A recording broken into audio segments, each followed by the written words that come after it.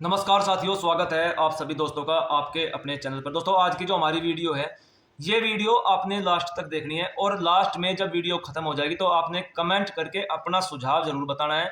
मुझे आपके कमेंट का 100% इंतजार रहेगा। आज की वीडियो आपके लिए बहुत इंपॉर्टेंट है। चलिए वीडियो को शुरू करते हैं। देखिए, सबसे पहले आपको मैं एक बात बताना चाहता हूँ। उत्तर प्रदेश में जो हमारे ईएसएम कैंडिडेट है, इनके लिए दो प्रकार से वैकेंसी निकल कर आती है। एक तो उत्तर प्रदेश पुलिस भर्ती बोर्ड वैकेंसी निकालता है आपके लिए, यूपी कांस्टेबल और यूपी एसआई।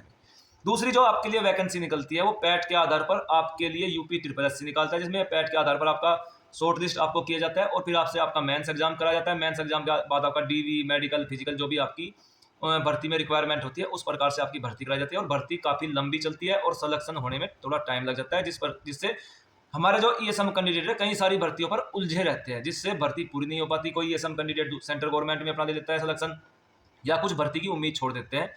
तो भाई आज इन्हीं पॉइंट को लेकर इन्हीं पॉइंट का हल मैं निकाल कर लाया हूं। अगर ऐसा हो जाता है जैसा मैं इस वीडियो में बताने वाला हूं, तो आपके लिए सिलेक्शन लेना एक ही फॉर्म से आपका काम हो जाएगा और आपकी जो मेहनत है सिर्फ एक ही जगह आपने करनी है और आपके सिलेक्शन होने की भी उम्मीद हो जाएगी और आपको सारा जो प्रोसेस है वो पता लग जाए। देखिए, जैसे कि आपको मालूम है, यूपी ट्रिपल एससी अपना साल में एक बार कैलेंडर निकालता है और वो बताता है कि भाई हमारे पास इतनी वैकेंसी है, और उसको मालूम है कि भाई मैं एक साल में जो हमारे ईएसएम कैंडिडेट है इनको मैं कितनी वैकेंसी दे सकता हूँ।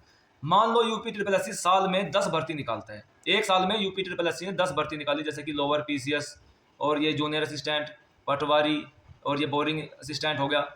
इस प्रकार उन्होंने 10 भर्ती निकाली और 10 भर्ती में आपकी टोटल 1000 वैकेंसी आती है। फॉर एग्जाम्पल हम बात कर रहे हैं, अगर 1000 वैकेंसी आती है और 4000 हमारे पास यूपी में टोटल एक्स सर्विसमैन, या 5000 हम टोटल एक्स सर्विसमैन अपने पास मान लेते हैं, तो उन सभी भर्ती के लिए यूपी ट्रिपल एससी का जो एग्जाम पैटर्न है वो एक ही है। आपको मालूम है अभी जो एग्जाम पैटर्न है यूपी का वो एक ही चल रहा है। 100 नंबर का एग्जाम लेंगे, उन्होंने ऑलरेडी बोला है, जो भी दिखा रहा है 100 नंबर का आपका एग्जाम है और उसमें आपकी नेगेटिव मार्किंग 1/4 की है। पहले आपका पैट देना होगा आपको किसी भी साल का, जैसे अभी 2025 का पैट के आधार पर वैकेंसी दे रहे हैं, और उसमें आपके कैंडिडेट शॉर्ट लिस्ट कर दिए जाएंगे। शॉर्ट लिस्ट के बाद आपको मेंस एग्जाम के लिए दे दिया जाएगा, जिसमें फिजिकल होगा, फिजिकल करवा लेंगे, डीबी कराना होगा डायरेक्ट, उसके बाद अगर मेंस का डीबी करा लेंगे। उस प्रकार से मैं यहाँ पे बात कर रहा हूँ। तो भाई जो टेस्ट की प्रक्रिया है सभी भर्ती के लिए सेम है और हाल ही में जो चल रही है जो मैं आपको बता रहा हूँ, अगर यूपी ट्रिपल एससी चाहे तो ईएसएम के लिए साल में, अगर यूपी ट्रिपल एससी चाहे तो हमारे लिए जो इतने भी हमारे ईएसएम है साल में एक भर्ती निकाल सकता है। जैसे कि उनके पास 1000 वैकेंसी रिजर्व है, जिसमें पटवारी, जूनियर असिस्टेंट, लोअर पीसीएस साल में, या तो साल के बीच में निकाल लो या साल के लास्ट में निकाल लो, जैसे भी उसको सुटेबल लगे। भर्ती प्रक्रिया अगर वो साल में हमारे लिए इकट्ठी एक साथ वैकेंसी निकाल देगा, उससे क्या आपको फायदा होगा। देखिए, नंबर एक, अलग अलग फार्म ना भर के, अलग अलग आपने 10 जगह फार्म ना भर के एक फार्म से आपका काम चल जाएगा। दूसरा, अलग अलग भर्ती की तैयारी ना करके एक ही एग्जाम की तैयारी करनी, यानी कि आपने 10 एग्जाम की तैयारी ना करके 10 बार एग्जाम ना देके एक बार एग्जाम देकर ही आपका काम हो सकता है। अगर यूपी ट्रिपल एससी चाहे और आपके अंदर एकता हो तो ये बात हल हो सकती है, अगर आप चाहे तो। तीसरी बात, 10 वैकेंसी पर भी जो हमारी 10 वैकेंसी निकलती है, मान लिया वहां तो हमारे पढ़ने वाले अच्छे एक्स सर्विसमैन है, भाई वो अपना सिलेक्शन ले जाएंगे। अब उन 10 एक्स सर्विसमैन ने 10 जगह 10 ही भर्ती निकली और साल में 10 जगह टेस्ट दे दिया, तो वो 10 भर्ती को ब्लॉक, उन 10 वैकेंसी को हर जगह ब्लॉक कर देंगे। ये भी एक आपको नुकसान होता है। तो यहाँ पर सबको अपना जो सिलेक्शन है, सबको अपना सिलेक्शन होता दिखाई नहीं पड़ता है, हम फॉर्म भरते जाते हैं और एक जाके वहां पर भीड़ बढ़ाते जाते हैं। जो अगली बात है, अलग अलग वैकेंसी अलग अलग डिपार्टमेंट की होगी तथा कंबाइंड एक ही जब टेस्ट होगा जो यूपी ट्रिपल एससी के माध्यम से होगा, तो यूपी ट्रिपल एससी अलग अलग पोस्ट के लिए अलग अलग कट ऑफ लगा सकता है। जैसे मान लीजिए कि मैं आपको ऑलरेडी बता चुका हूँ, मान लीजिए लोअर पीसीएस की वैकेंसी है, वहाँ पे आपको कोई अच्छी पोस्ट मिल रही है, तो वहाँ पर अगर ज़्यादा कैंडिडेट अपनी दावेदारी करेंगे तो उसकी कट ऑफ ऑलरेडी ऊपर जाएगी। जैसे लेखपाल की वैकेंसी है हमारे लिए, जो ईएसएम की होगी, जब उसका टेस्ट होगा तो वहाँ पर भी ज़्यादा दावेदार हो तो कट ऑफ ऊपर जाएगी। वहीं पे बोरिंग असिस्टेंट है, या विधानसभा में जो गार्ड की वैकेंसी है, फॉरेस्ट गार्ड की वैकेंसी है, एक्साइज कांस्टेबल की वैकेंसी है, तो उनकी कट ऑफ डाउन जाएगी। इसलिए मैं यहाँ पर ये कह रहा हूँ, एक ही जो फार्म है निकाल के अगर इकट्ठा टेस्ट करा दे तो वहाँ पर कट ऑफ अलग अलग वैकेंसी के लिए अलग अलग लग सकती है। जिस ईएसएम का जहाँ पर नंबर पड़ेगा उसको वहाँ की पोस्ट मिल जाएगी।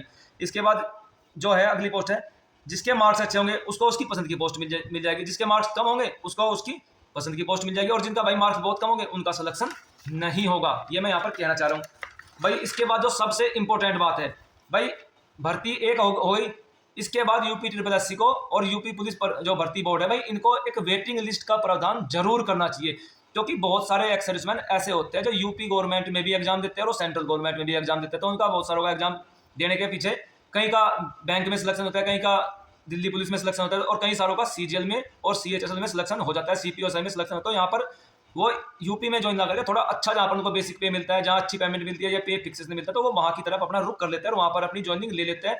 तो भाई यूपी SSSC को भी और यूपी पुलिस भर्ती बोर्ड को भी साल में जब आपकी भर्ती खत्म हो जाए तो वहाँ पर 2 वेटिंग लिस्ट लगानी चाहिए। एक वेटिंग लिस्ट 3 महीने के बाद और दूसरी जो वेटिंग लिस्ट है वो 6 महीने के बाद लगानी चाहिए। इसके बाद मैं एक और इंपॉर्टेंट पॉइंट पर बात करूंगा, आपने वीडियो में बना रहना है।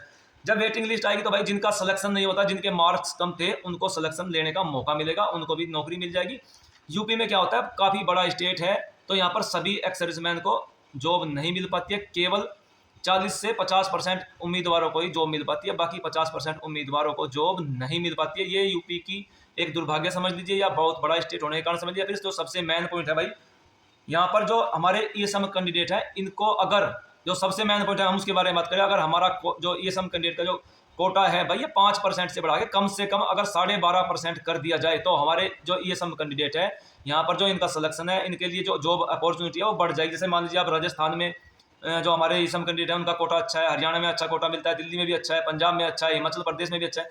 अगर हमारी यूपी गवर्नमेंट हमारी इन बातों को सुनकर हमारा जो ESM कैंडिडेट है इनका 5% से अगर 12.5% कोटा कर दे, 10% कर दे, कोई हमारे लिए अगर हमारे दोस्त जो है आवाज़ उठाए, अगर या एक साथ मिलकर इस पॉइंट के ऊपर बात करे, अगर अपनी पॉइंट को आगे रखे मिलकर, तो कहीं ना कहीं ये हल हो सकता है। इसके लिए बहुत समय हो गया भाई, आपको अब आवाज़ उठानी चाहिए। अगर आप अपने लिए हक के लिए अगर आप आवाज़ उठा सकते हो तो आपको आपका हक कहीं ना कहीं मिल जाएगा। हक के लिए आपने आवाज़ उठानी ही पड़ेगी। अगर आपको इस वीडियो में मेरे द्वारा जो जानकारी दी गई है अच्छी लगी है तो भाई आपने ये वीडियो आगे अपने दोस्तों के साथ जरूर शेयर करनी है।